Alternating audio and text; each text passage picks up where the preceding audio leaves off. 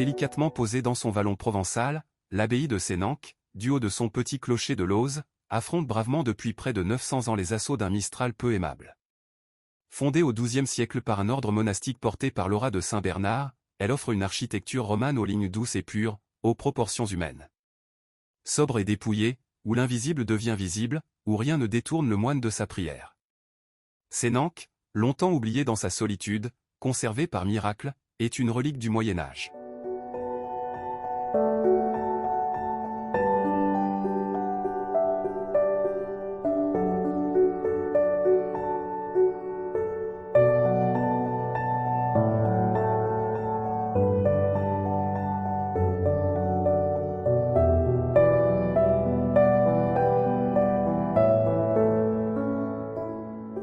Le dortoir, édifié vers 1200, occupe l'étage de l'abbaye sur plus de 30 mètres de long.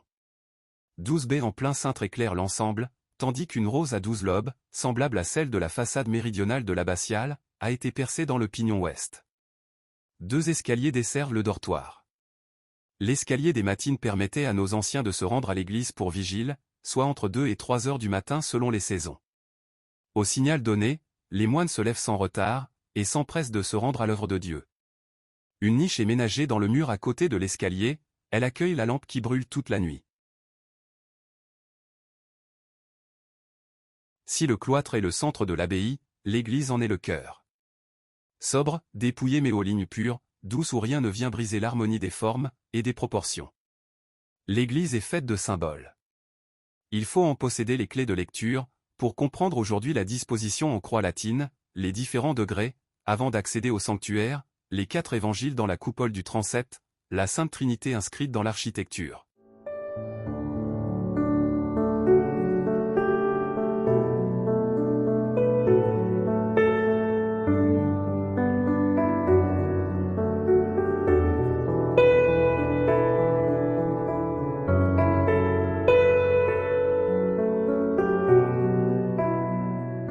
Le cloître est effectivement le centre de l'abbaye.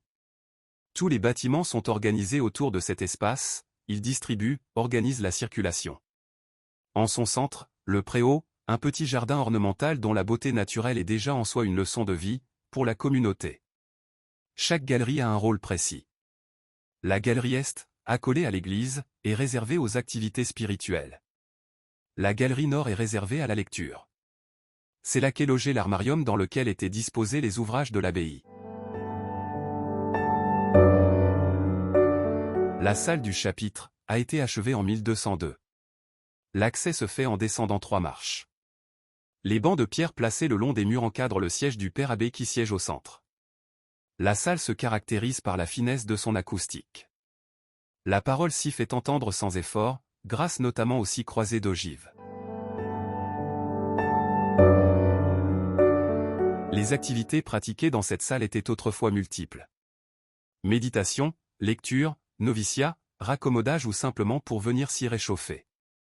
C'était effectivement la seule salle chauffée de l'abbaye avec la cuisine. Aujourd'hui, la salle du chauffoir est encore utilisée, notamment pour la veillée pascale.